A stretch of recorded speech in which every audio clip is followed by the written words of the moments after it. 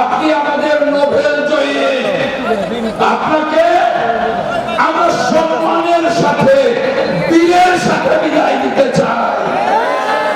তাই ওই ষড়যন্ত্রকারীদের কথা না শুনে, যে ভোটের জন্য, যে গণতন্ত্রের জন্য এদেশের মানুষ 17 বছর আন্দোলন করেছে, বিএনপি রাজপথ রঞ্জিত করেছে, সেই নির্বাচনের তারিখ অনতি বিলম্বে ঘোষণা করব।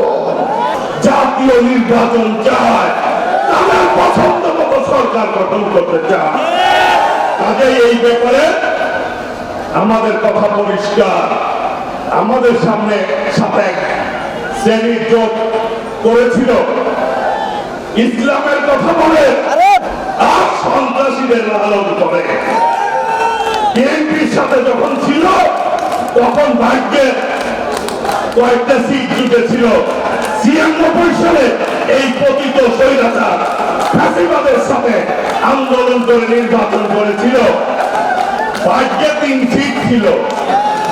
এখন যদি আবার নির্বাচন নিয়ে ষড়যন্ত্র করেন, মনে করেন নির্বাচন করবেন, জনপ্রিয়তা যাচাই করবেন, আসেন না জনগণের সামনে, বিএনপির সামনে, এইবার 3 সিটও জুটবেন আল্লাহর রহমতে।